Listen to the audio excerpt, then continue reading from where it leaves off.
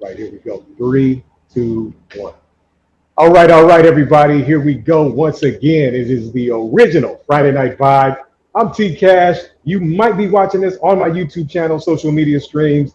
You might listen to this right now on 89.5 KPOO, the Soul of San Francisco, and say, what is going on? You know what's going on. It's me, it's my boy KBZ for Sheezy, Rap Snacks Radio, and you might be listening to it online, kpoo.com. 89.5 FM, that is the station. San Francisco, California is in the building, not just via radio, but also with the one and only B3hree, San Francisco hip hop extraordinaire. Does a lot in the community outside of music. He's also, drum roll please, he's also my damn cousin.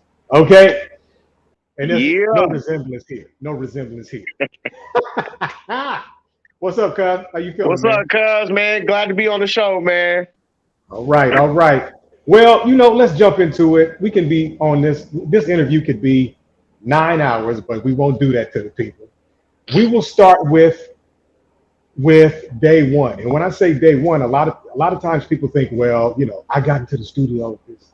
I got my first song happened here. Let's go back before that.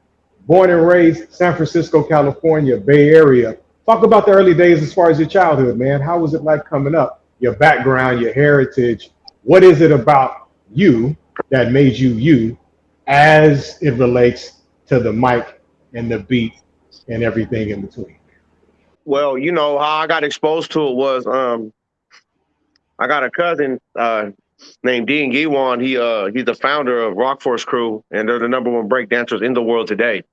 So Yeah, as a little yeah. kid, I'd be at their rehearsals and I'd be watching them practice, and of course I Mhm. try to break and stuff, but that wasn't my thing. And the music that was dancing to, the break beats and the hip hop stuff, and that's what really drew me to like the rapping part of it, you Yeah, know, and yeah. like I just fell in love with it immediately, cuz and but even further back then, um like my mom was real musical, so she was always playing like Motown, like just soulful music. So I was just always loved like she used to put me to sleep by playing jazz when I was a little kid. So like the All whole right. music thing was just like it just it's in me, man. Like I always just loved it and I always gravitated to it. And I didn't realize it, but as I got older, I didn't like my passion just grew more and more. And I just man, it's just I just love music, man. That's what's You up. know? That's what's up.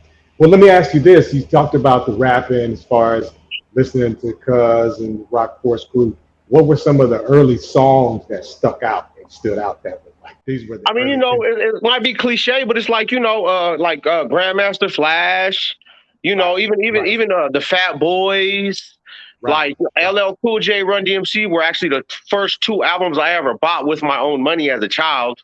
Oh I man. went and Okay. bought those records. I went to the store, Yeah, yeah. Okay. and then it kind of just grew from there. Like I used to go to remember like Star Records and like Tower and Yep. TY Uzis and like Yep. Creative on Ocean and like, I Yep. really used to go out and like I always just made it a point to be like the first one that was on these like that had it before everybody. So I go to Yeah. school like, oh, you ain't heard this, you ain't heard Yeah. this, Yeah. So Yeah. I used to Yeah. take Yeah. pride in like being up on shit before everybody else. Let's talk about that, man. You said you went to Star Records, Creative Music. Talk about some of the history as far as San Francisco culture before the internet, before streaming, downloads. Just how important was that to be able to go to a local record store and When go in and purchase music to then take back to the house and just vibe to and grow to and basically grow up to? You know what I mean? Like, how do you think that influenced? um I mean that was like it was like striking gold. Like it's Yeah. like man, it was like that was like that's just part of my life and like that was so impactful for me and many others.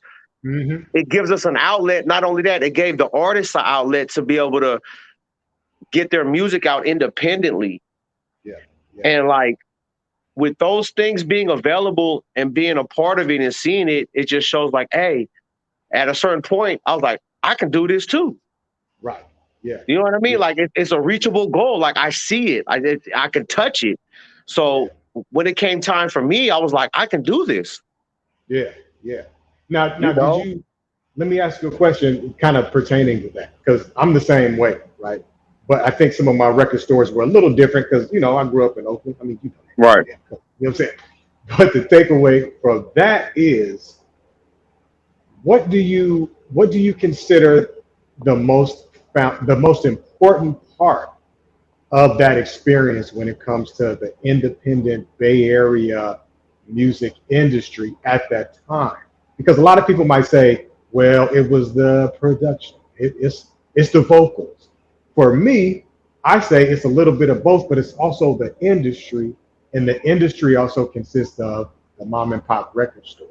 So Right. my question again is like, what do you think was one of the most important components to Bay Area hip hop at the time? Record stores included. It could be record stores as well, but if not, it's not. I just want to put that out there. You know what I mean? Honestly, it was the grind. Yeah. Really getting on the Independent hustle. grind, and like that's like, Yeah. I think Yeah. that's probably the biggest attribute that I took away from just being influenced by the music and the way it was Yeah. being distributed. Yeah. It's just the grind. Like, oh, okay, if you got that in you, that hustle, like you can do it. Yeah. The grit don't quit. You just got to get to it. And if you don't, then you just, in city terms, you just a sucker. Yeah. Like